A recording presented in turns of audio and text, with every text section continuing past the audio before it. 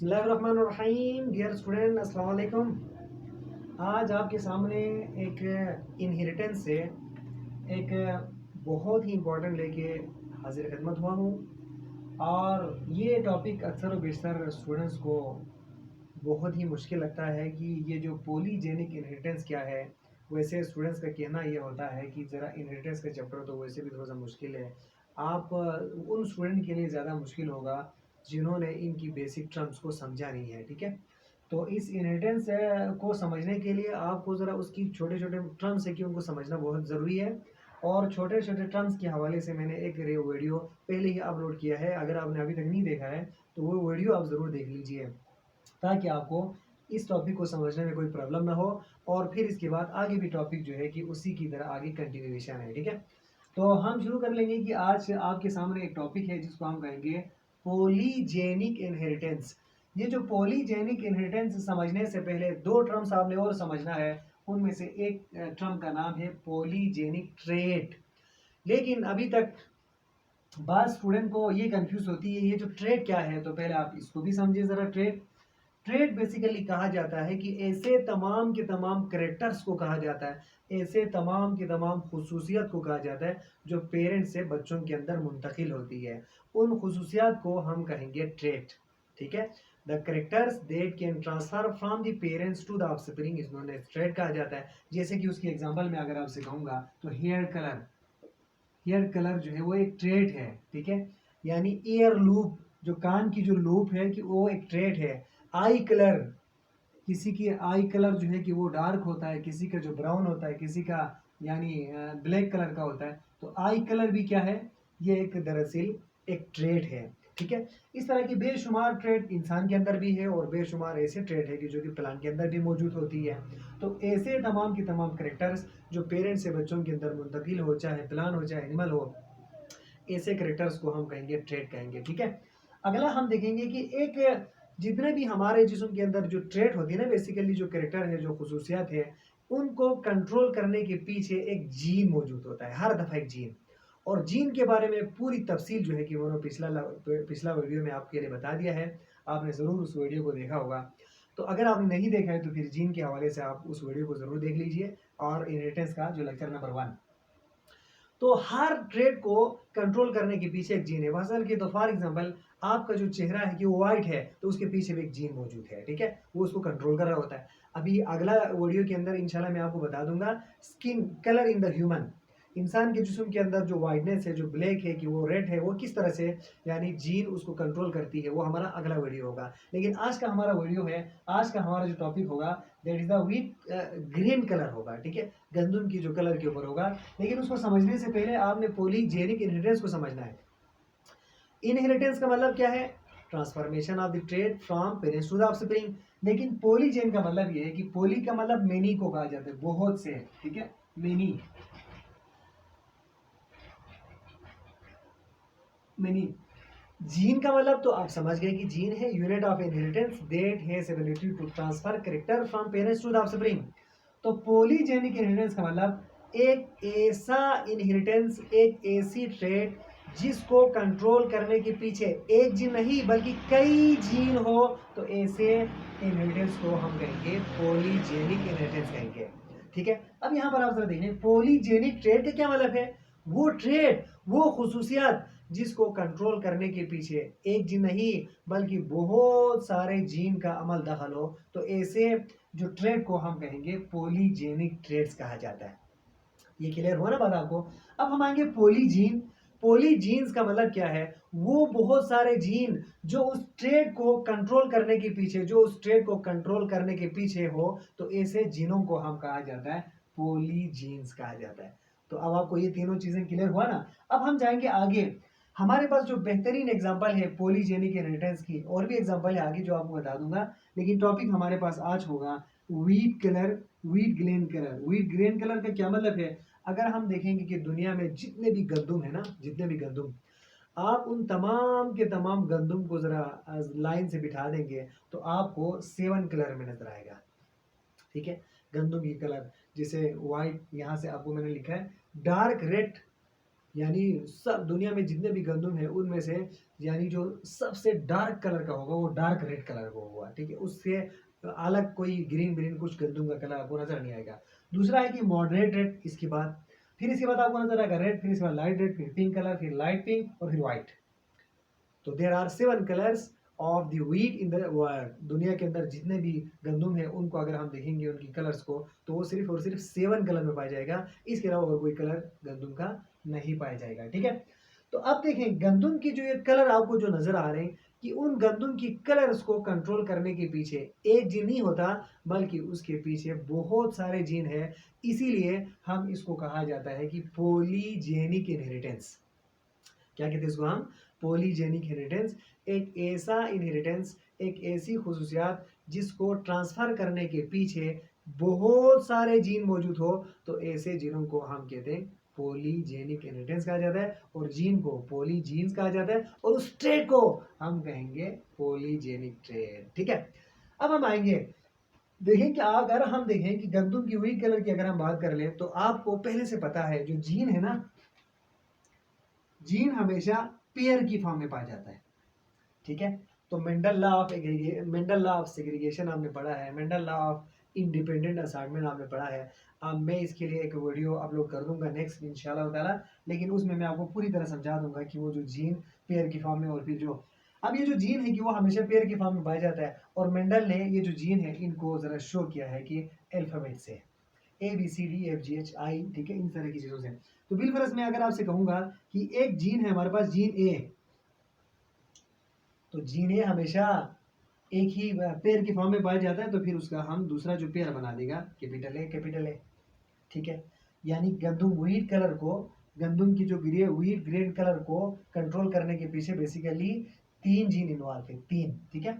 उसमें से एक जीन तो ये हुआ जीन ए, और दूसरा जीन है जीन बी, मतलब पहले मैं आपको ये बता दूंगा, जीन बी और जीन सी। और ये बात भी आपने पहले पढ़ा हुआ है कि जीन, ये जो जीन आपको जो नजर आ रहा है कि वो हमेशा पेयर की फॉर्म में है, और पेयर की फॉर्म में एक तो इसका रिसेसिव फॉर्म है और दूसरा इसका डोमिनेंट फॉर्म है। रिसेसिव फॉर्म का मतलब जो अपने आप को छुपा दे, डोमिनेंट फॉर्म का मतलब जो अपने आप को जाहिर करे, ठीक है। तो इसका अगर मैं आपके सामने बना दूं, इसका रिसेसिव फॉर्म बना दूं, तो सिमाल ए, सिमाल बी और सिमाल सी। यानी आपके पास 3 जीन, गंदम की जो कलर को कंट्रोल करने के पीछे टोटल 3 जीन इन्वॉल्व है, और ये इसका डोमिनेंट फॉर्म है और इसका रिसेसिव फॉर्म है।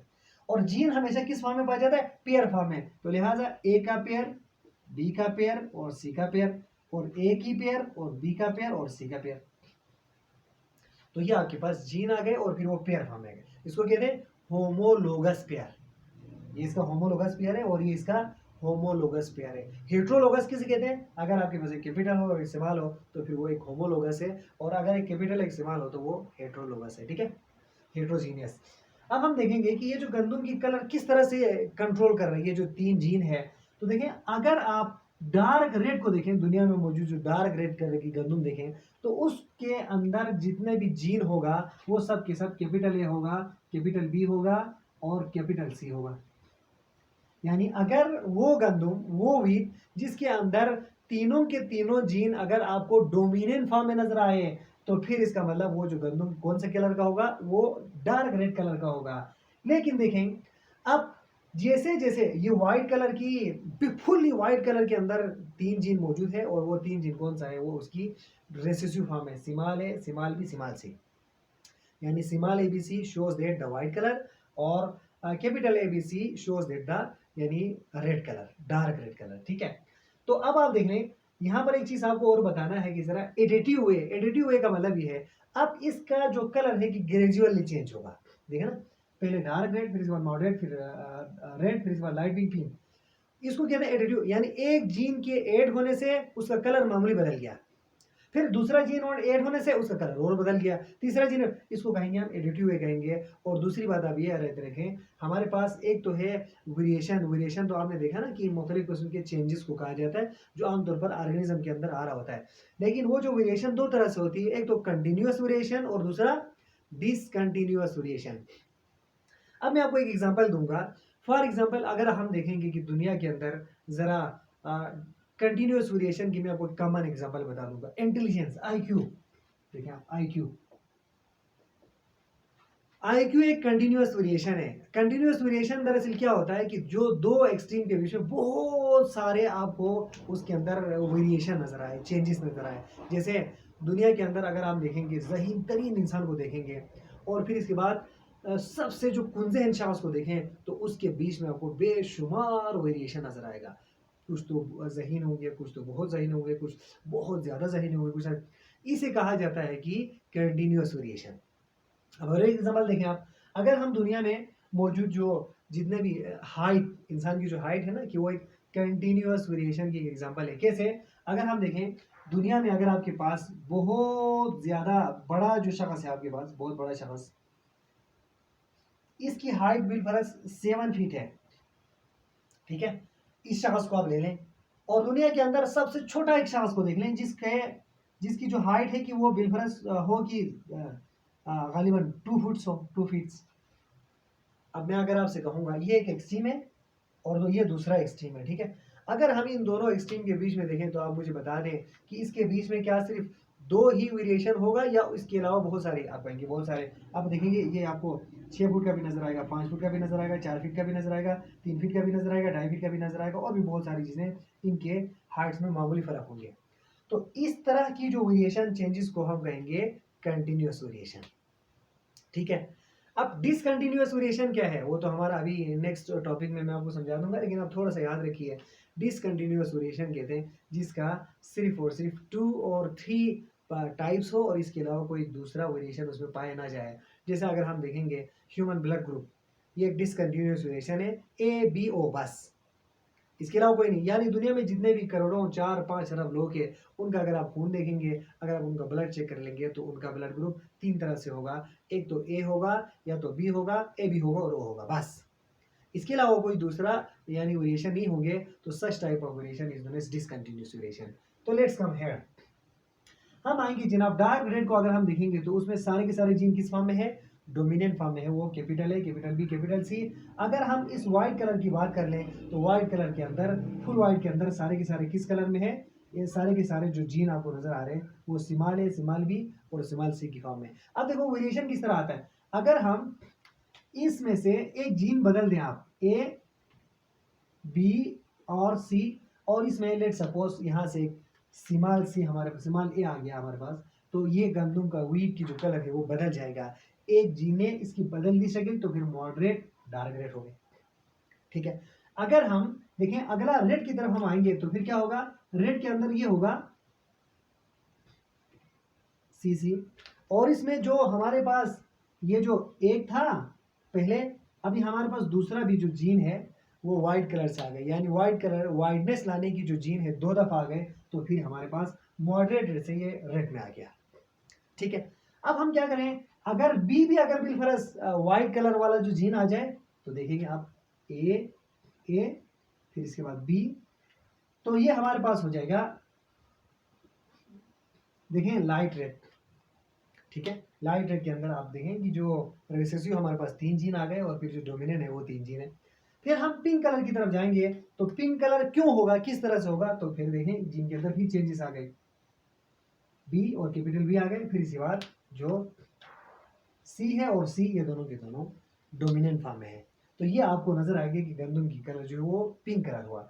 अब हम देख रहे हैं लाइट पिंक कलर की हम बात कर लें तो फिर क्या होगा, व्हाइट कलर से हमारे पास आएगा ए और ए, सिमाल बी और फिर एक सिमाल सी भी आएगा हमारे पास, और साथ ही साथ रह जाएगा यहाँ पर कौन सा, जो डार्क रेड की तरफ से एक जीन रह जाएगा, वो तो कैपिटल सी, ठीक है। अब हम जाएंगे अगर व्हाइट की तरफ, तो व्हाइट कलर के अंदर आप देख लें तो ये सारे के सारे जो रेड है कि ग्रेजुअली खत्म होने के बाद व्हाइट कलर के अंदर सारे के सारे आपको रिसेसिव फॉर्म नजर आ रहे हैं, दैट इज सिमाल ए, सिमाल बी और सिमाल बी, सिमाल सी। तो देखें कि आपने देखा ये जो गंदम की ये जो कलर है उसको कंट्रोल करने के पीछे एक जीन नहीं है, बल्कि उसको कंट्रोल करने के पीछे 3 जीन है, और ये 3 जीन किस तरह से गंदम की कलर के ऊपर इफेक्ट होती है ये आपने समझ लिया। अगर आपने वीडियोस को लाइक किया है, अगर आपको समझ में आ गया टॉपिक, तो फिर ज़रूर शेयर कर लीजिए, लाइक कीजिए और सब्सक्राइब कर लीजिए। दुआ में याद रखिए। अल्लाह हाफिज़, बाय बाय।